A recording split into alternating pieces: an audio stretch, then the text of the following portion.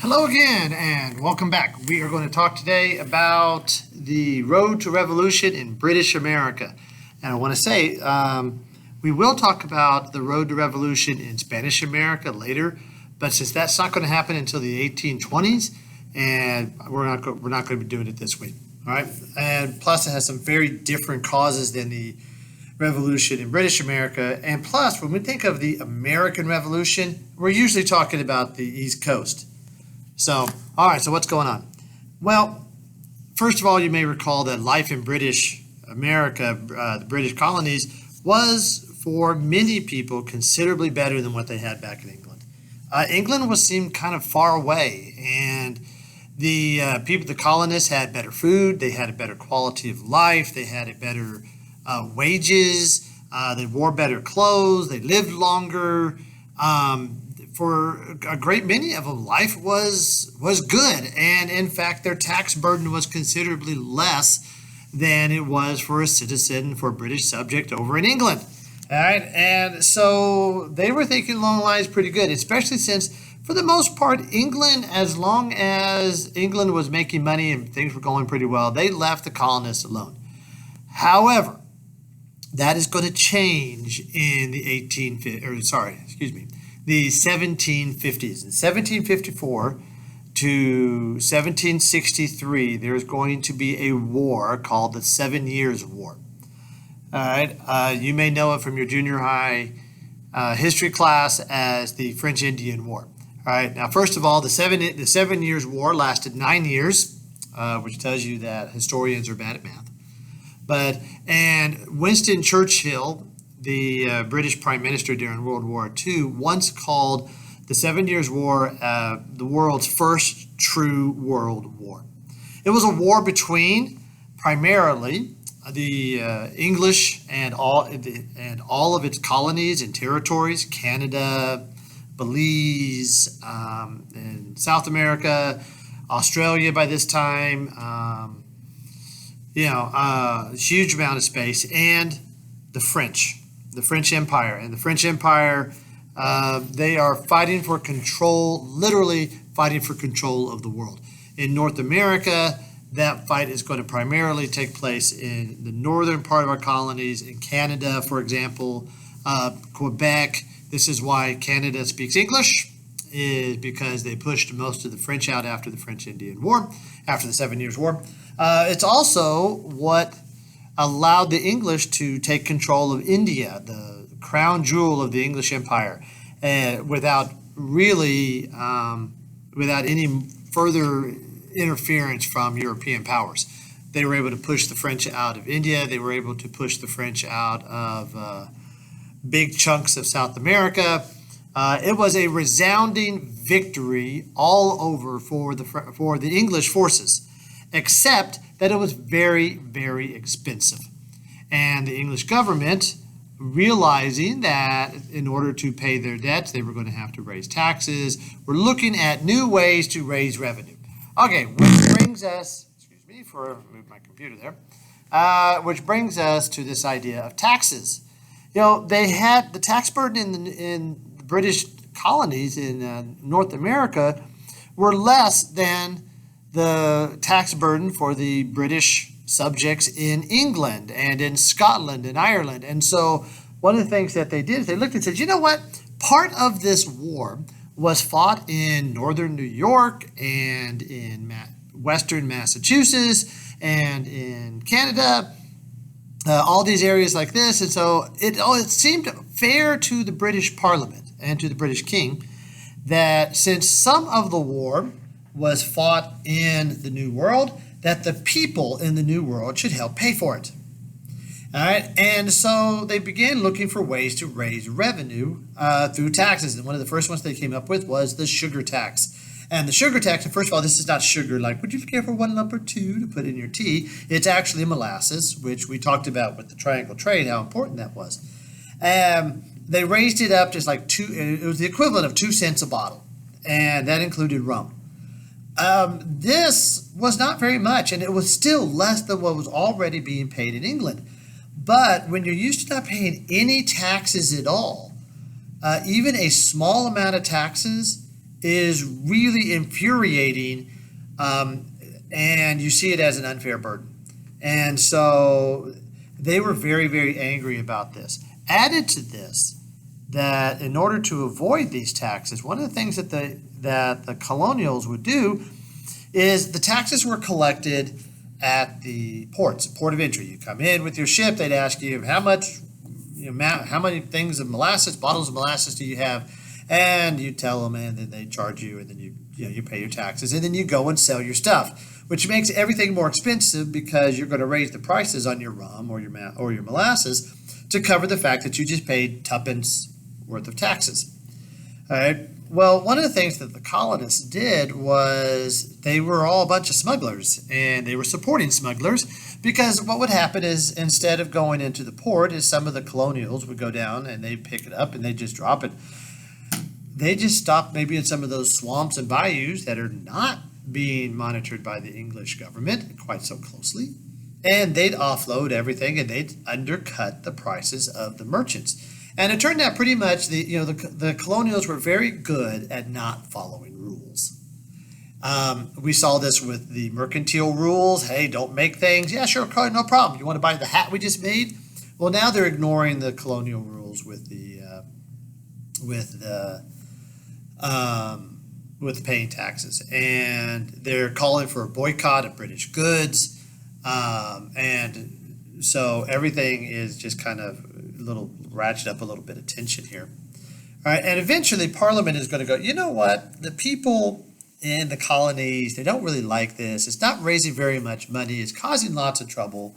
So, yeah, you know what, we're going to rescind those taxes, the sugar tax. And so the colonists in 1765, I guess, are going, "Ooh, hey, we won by using a boycott and by writing letters to people and editorials, and so everything's going good for them.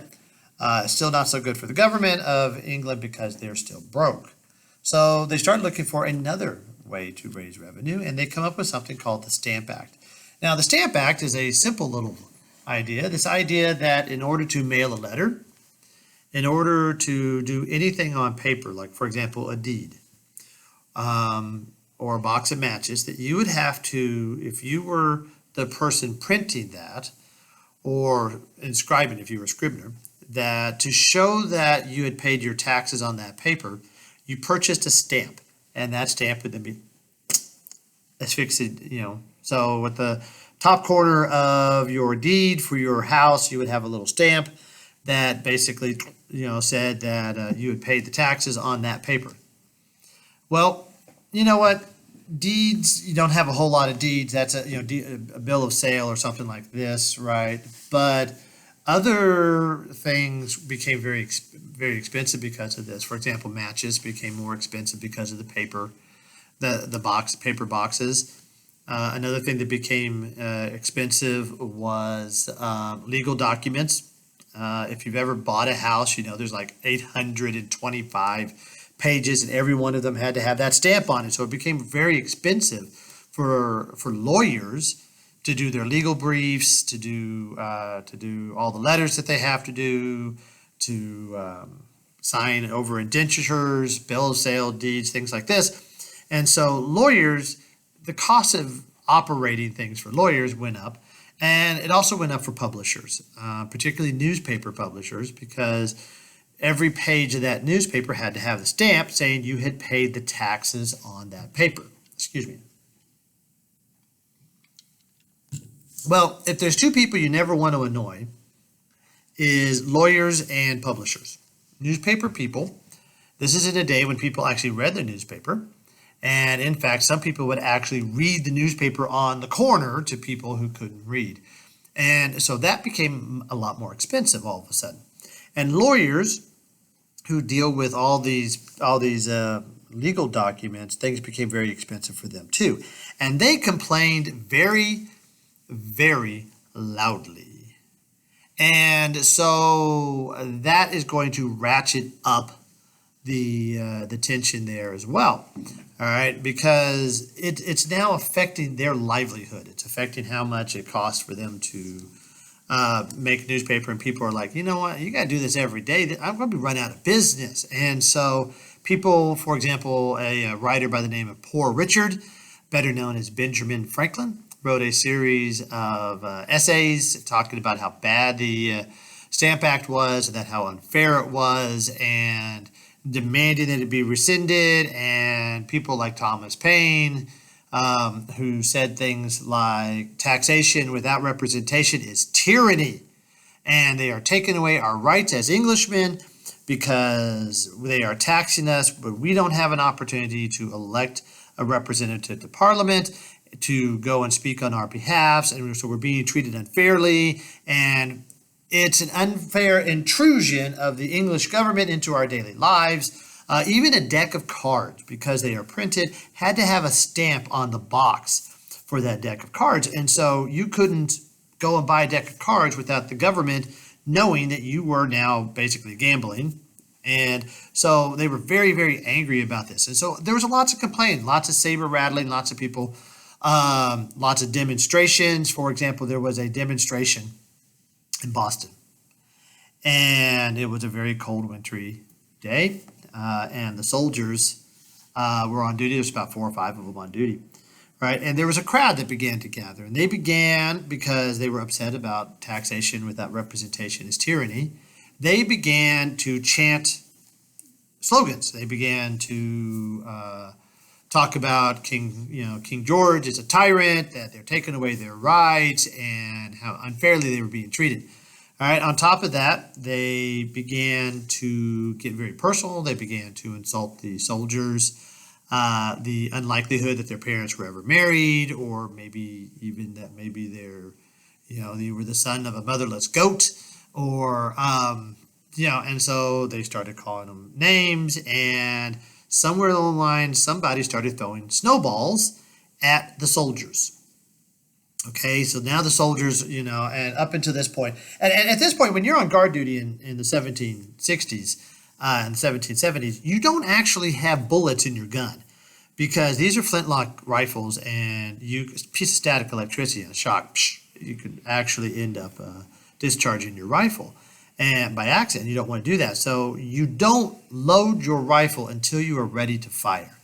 And so things are beginning to escalate. People are beginning to throw snowballs. Some of these snowballs, people are putting rocks in and throwing them at the soldiers. And so the soldiers, what do we do? And the relatively young lieutenant that's on duty orders them to load their muskets. And normally in a situation like this, you would load them with powder but no musket balls, so that if you do have to fire them, you have a big flash, you have a little boom, you see the smoke, and everybody disperses. But for some reason that has been lost to history, the lieutenant, maybe because he was young and inexperienced, maybe because he was genuinely afraid, ordered his soldiers to load their rifles with ball and powder. And so, in other words, they're using live ammunition. If those rifles go off, they could hurt somebody, potentially even kill somebody.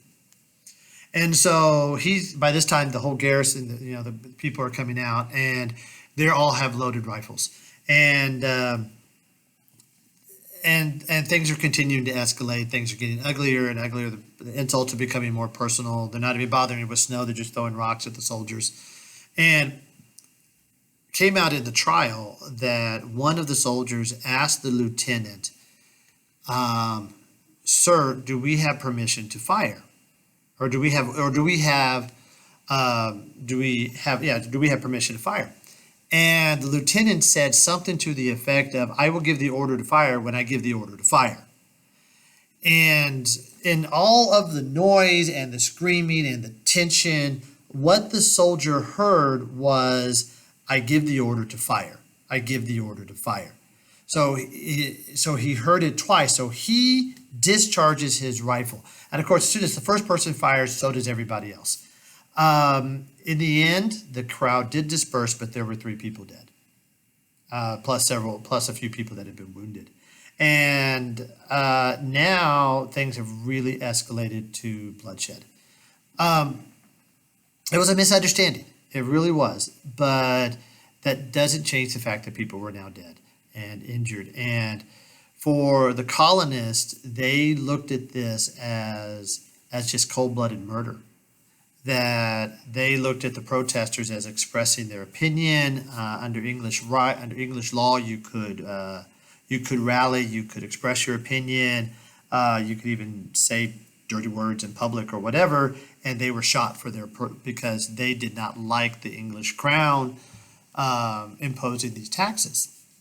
And so, to the English, this was evidence that the English were getting out of hand, or that the colonials were getting out of hand, and that something needed to be done about it, but they didn't know what to do yet. And so to kind of calm things down, one of the things that they did is they allowed the soldiers, but not the lieutenant, to go on trial for manslaughter. Now, manslaughter is basically accidental death. And so they come up there, and the lawyer for none of the lawyers in Massachusetts wanted to take it, in Boston wanted to take it, but there was a lawyer by the name of John Adams, whose cousin was Samuel Adams, the head of the Sons of Liberty that were actually organizing all of these things. John Adams is going to be the second president of the United States. He is also going to be one of the writers of the Declaration of Independence. And he was very much believed that the English had overstepped their authority, but he felt that the wrong people were on trial. He felt that the lieutenant should have been on trial and not the soldiers, that the soldiers were following orders. So his defense was that it was an accident and that the wrong person was on trial, and that the soldiers, by following orders, they had no choice. If they had not followed orders, they would have been flogged, beaten, possibly even drummed out of the service. That while we're at it, this never would have happened if the English would just listen to the colonials, if they would provide representation before they started doing all these taxes, all these unfair taxes. So it's not the soldiers, the ones who are on trial, it's not their fault what happened. Instead, it's the English government's fault. The jury agreed, and the soldiers were in fact acquitted of manslaughter. And so now, and then after that, they hightailed it back to England. And this was not a popular position to take, but I think that it was the correct position to take. Part of that was also because John Adams believed in the rule of law, and that included the right to a fair trial. And so he would have taken the case, and he even did it pro bono. He did not get paid for this. And plus, it's interesting because everybody knew his position on the colonial situation with rights and everything like this. And so when he comes in and he defends these people, it's not, so they began actually to listen to it. So it was probably, for the English, it was a complete disaster.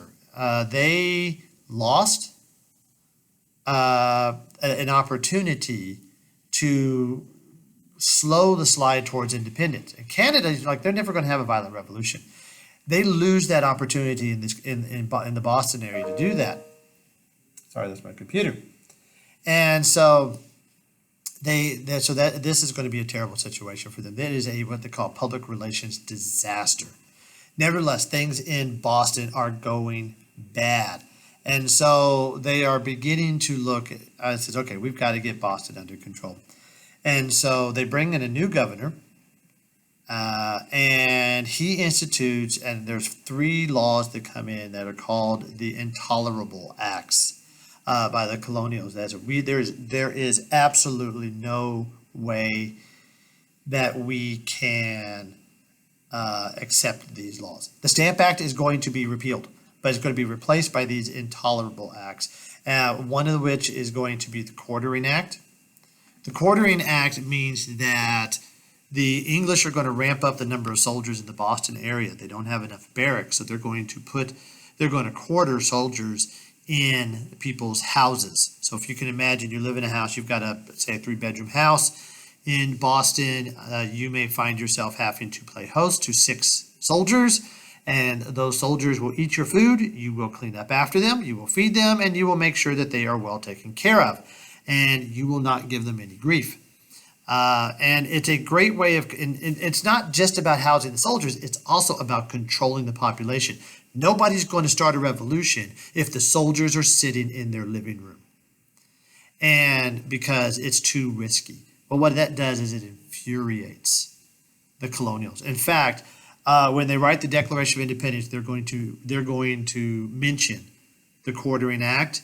When they write the Constitution, they are going to make it illegal to house soldiers in people's houses during times of peace.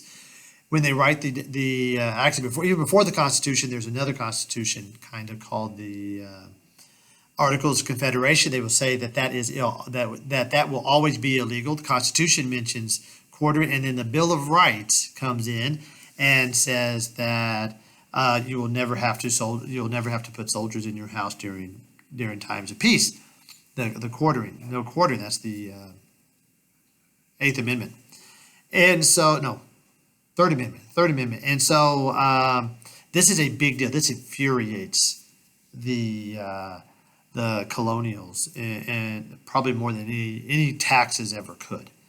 Another thing is they take away the right to trial by jury from the colonials, which is guaranteed under the British Bill of Rights, 1689, 100 years before ours.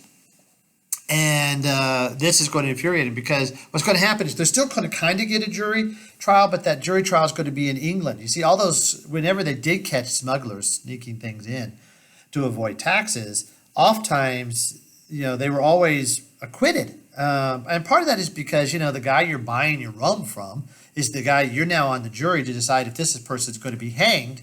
And, so you can vote, of course, you're going to vote not guilty. And then right after you go, hey, by the way, can you bring me a couple bottles this weekend? We're going to have a party. And so they could never get a guilty verdict out of anybody.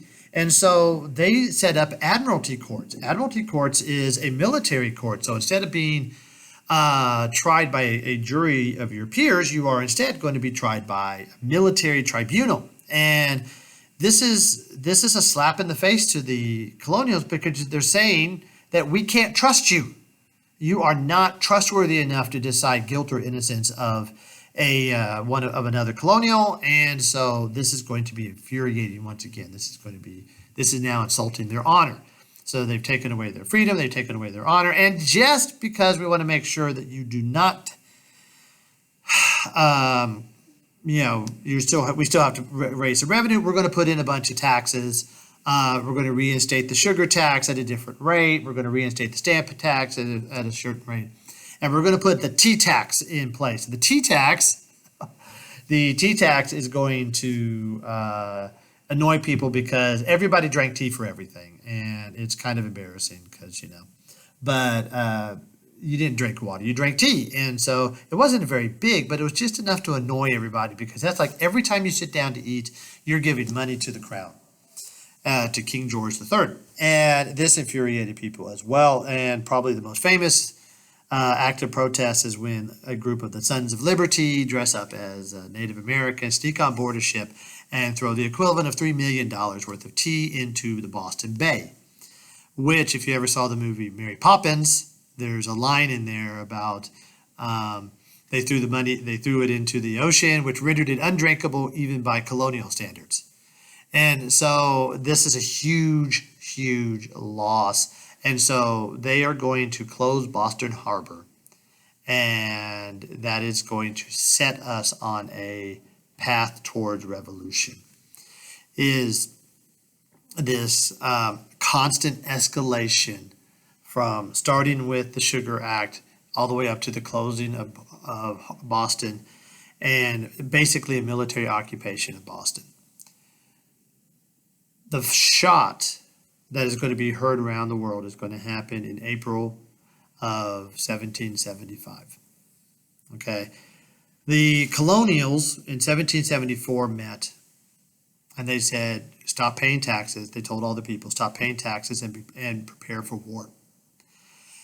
And they sent letters of correspondence all over the colonies to declare this very publicly. And so as a result, there were stockpiles of weapons in different places. They established the Minutemen. They would be ready in a minute's notice. And they were prepared for battle, for war. And so in one of these places was in Lexington. Well, the English got wind of it, and they were going to march, and they were going to take that armory. And they weren't real sure how they were going to get there. So this is the famous midnight ride of Paul Revere, where he, once if by land, twice if by sea, he's supposed to ride out and warn the colonials that the British are coming. He tried, but he was arrested. He never made it out of Boston.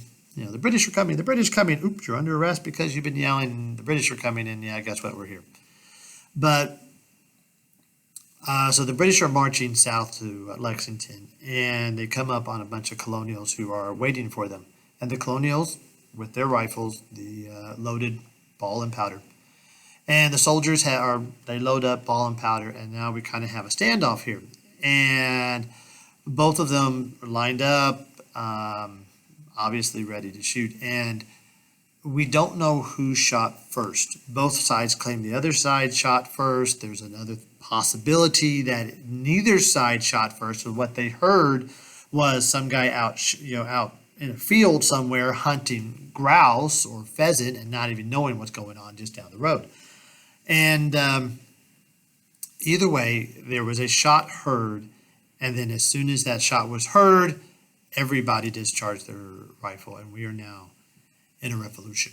From that point, there's no going back. There's so many points along the way that things possibly could have been negotiated differently. There's so many points along the way where bloodshed could have been avoided. But after Lexington and then Concord afterwards, where they did take the armory, there's no going back. There's going to be war, and it's all told. There's going to be Benjamin Franklin, whose son, by the way, was a major in the British Army, believed that only about 1/3 of the free citizens in the colonies supported the war. Only about 1/3 supported the Union. They were loyalists. And about 1/3 honestly didn't care one way or the other. They were undecided. And so they needed a way to do a couple different things. And so we'll talk about that because I just looked down and this video is getting really long. And we'll talk about what they decided to do to try to convince other nations and to convince other colonials to join the side of the revolution. And that is, of course, they're going to write a declaration of independence to try to explain their purposes behind the war and why the war is justified. But it will be on a different lecture. Until then, have a great day, and I'll talk at you later. Bye-bye.